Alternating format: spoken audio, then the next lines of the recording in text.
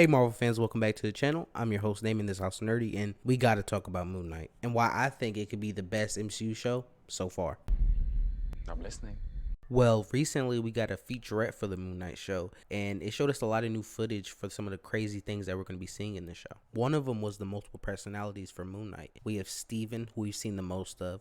We have Moon Knight, who we're all familiar with, the main guy. And we also have Mr. Knight, which is probably the coolest version by far. And honestly, it's the part of the show I'm looking most forward to. I think that the multiple personality aspect really makes the Moon Knight character very unique and interesting. And I also think that Oscar Isaac is going to do a phenomenal job because he has the range and depth to bring these characters to life and really pull off the multiple personalities and make me feel like they're distinct and they're different people, but they're all the same person at the same time. I really think that's going to be a cool thing that the show's going to play with, and I'm really excited to see how they showcase it. But another intriguing part of the show is Khonshu, right? We've seen a lot of him. He looks good. He looks like the one from the Warren Ellis run almost exactly, which is great. And we know he's going to be the one that gives Mark his powers. That's his thing. That's what he's there for. But I'm also intrigued to see how much of the show he's going to be in, right? Is he going to be a constant figure in the show? Or is he going to be there once in a while? Is he going to be talking to Mark? Is he going to have dialogue? Like, there's a lot of mysterious things surrounding him. He's kind of creepy, kind of sinister. He's not like a good god. You know what I mean? Like, he's pretty evil, pretty vengeful. So I'm intrigued to see the dynamic between him and Mark and just see how it plays out. And I think he can be a very interesting and fun part of the show. But probably the most mysterious part of this show is Ethan Hawke's character, Arthur Harrow. In the comics, Arthur Harrow was a scientist and surgeon who had a facial paralysis. In attempts to get rid of that, he began doing human experiments to try to get rid of pain altogether. And while he's pretty obscure, I think Marvel's going to use that to either combine him with other characters or make him whatever they want, really, without people getting too upset or angry, because he's literally only been in one comic.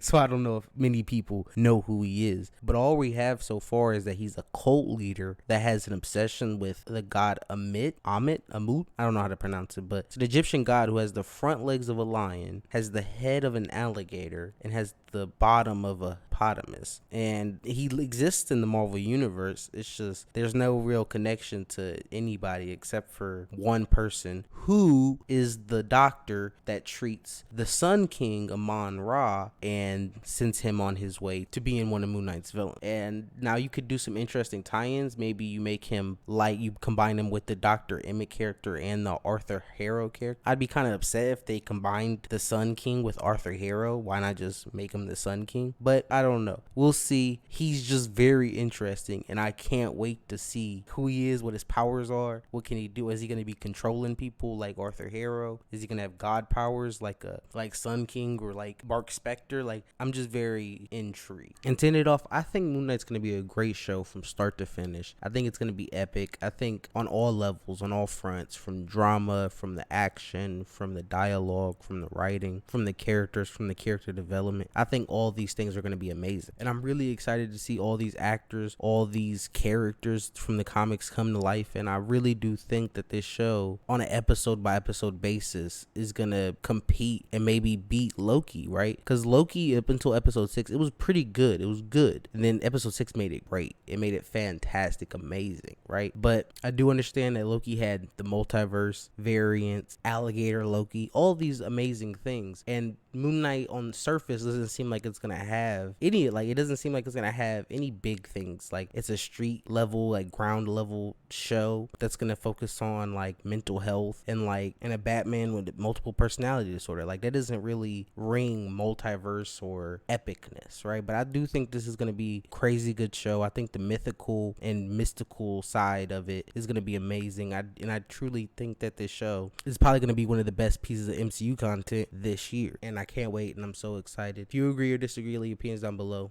Peace out.